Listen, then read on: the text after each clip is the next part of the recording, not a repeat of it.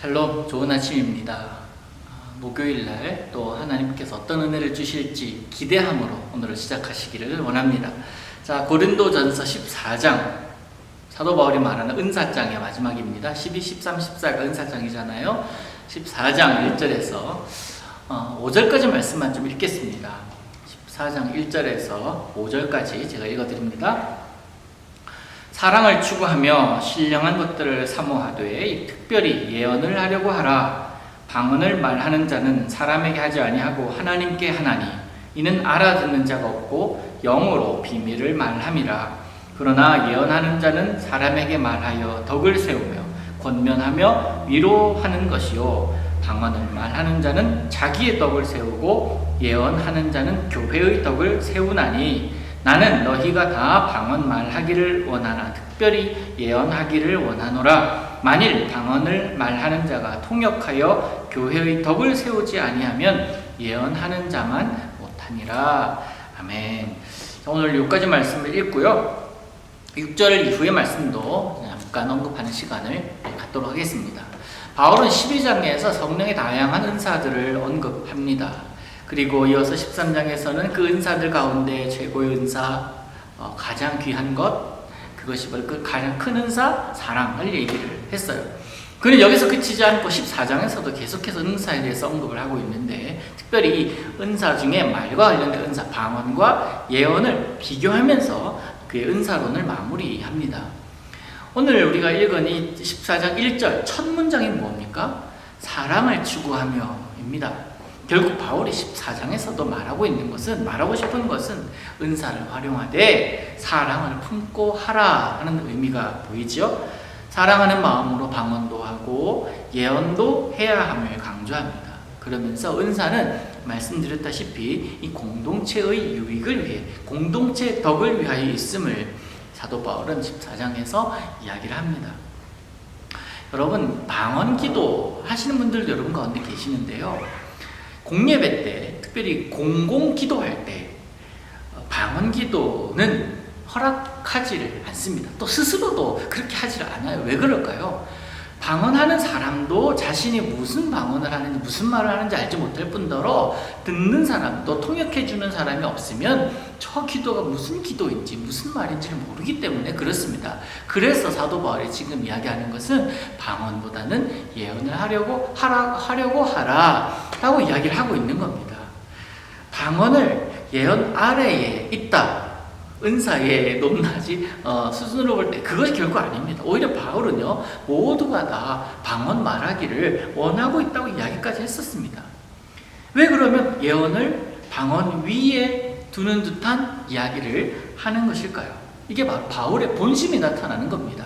방언하는 사람은 하나님께 영으로 말하는 것으로 누구에게? 자신에게 덕이 되지만, 그런데 예언은 자신이 아니라 공동체의 덕을 세운다라고 오늘 본문은 말하고 있잖아요. 그러면서 격려하고 위로해주고 있다라고 3절에서 이야기를 하고 있지 않습니까? 또한 한편으로는 공동체는요, 은사들의 출처를 분명히 밝혀야 되고 분별할 수 있어야 됩니다. 교회와 성도와의 관계, 또 성도와 성도와의 관계, 하나님과 성도와의 관계가 있기 때문에 그렇습니다. 악한 영에 의한 은사도 분명히 있거든요. 방언도 있고 예언도 있기 때문에 그렇습니다. 그래서 이 교회가 분별해야 되는 이유 중에 하나는 하나님의 뜻을 붙잡을 수 있고 하나님의 뜻을 분별하여서 그 뜻을 행하는 공동체가 되어야 되기 때문에 그렇습니다. 혹시나 악한 것, 나쁜 영의 영향으로 주어지는 것은 예수의 이름으로 물리치고 막아야 되지 않겠습니까? 무엇을 위해서요? 공동체의 유익을 위해서. 이 공동체, 거룩한 주의 몸된 공동체의 순결함과 거룩함, 경건함을 유지하기 위해서 그렇습니다. 바울은 이런 것들을 관계적인 관점에서 그렇게 언급합니다. 또한 우리와 우리 관계, 하나님과 관계뿐만 아니라 외부인들과 우리와의 관계도 그렇습니다. 사회성이에요. 교회가 사회 공동체 안에 있기 때문에 그렇습니다. 오늘 읽진 않았지만 6절 이후에 보면 바울은 반복적으로 질문합니다. 어찌하게 되리요? 누가 전투를 준비하리요? 어찌할리요? 계속 반복적으로 질문합니다. 어느 기록을 보니까 바울이 보기에 고린도 교회의 방언 현상은 카타르시스? 황홀경이라고 해야 할까요? 거기에서 하는 것으로 보였다라고 기록합니다. 다른 사람이 볼 때는 이 마치 미친 사람이 이야기하는 것처럼 보이는 현상 같았다라고 이야기를 합니다. 이것은 교회 밖에, 고린도 지역 내에서, 교회뿐만 아니라 이 지역에서 악한 영들에 의해서 하여튼 열광주의적 현상과 그런 신비적인 현상과 다를 바가 없었다, 구분이 안 되더라라는 거예요.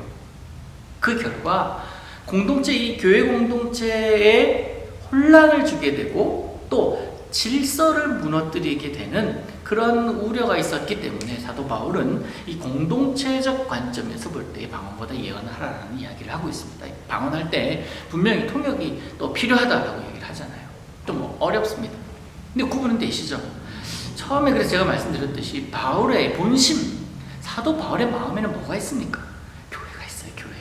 교회 공동체가 있습니다. 교회의 유익, 또 교회의 선한 영향력을 위하여 은사를 사용하기를 권면하고 있는 이런 기본에 악한 영에 의한 것, 또 세상의 황홀경이나 그리고 열광주의적 관점, 신비주의적 관점으로 교회에 들어와서 그것을 일으키는 그런 것들을 경계하고 싶은 마음이 사도 바울에게는 있었던 것입니다. 그래서 성령의 열매, 지금 어제 말씀드렸잖아요. 성령의 열매, 그 열매도요, 맨 마지막에 뭐가 있습니까? 9가지 열매 중에 절제가 있어요. 하나님의 영으로 하는 것은요, 내가 막 하는 것이 아니라 하나님의 뜻 안에서 고르게 절제해가면서 할 수 있는 것, 그게 바로 성령의 열매이고 성령의 능력 아니겠습니까? 사도 바울이 12장에서 계속 은사에 대해서 이야기를 하고 있습니다만 한마디로 요약을 하면 이거예요. 사랑하면 됩니다. 공동체의 유익을 생각하면 됩니다. 바울이 이거 말하고 싶은 거예요.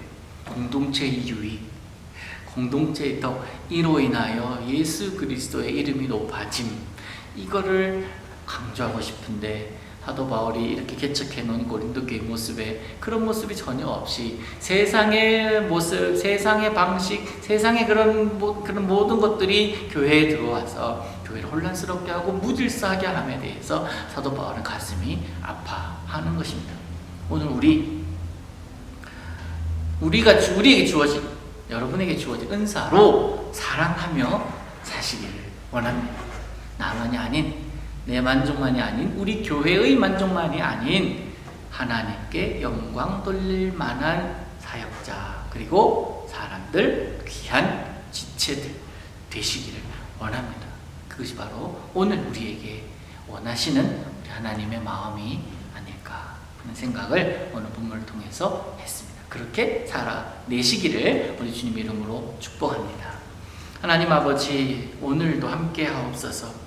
내게 주신 은사로 사랑하며 살기를 원합니다. 그 사랑을 할 때에 하나님이 드러나게 하시고 예수님의 향기가 나타나는 삶, 그리하여 나는 너무나 주 안에서 행복한 삶을 오늘 살게 하여 주옵소서. 예수님의 이름으로 기도하옵나이다.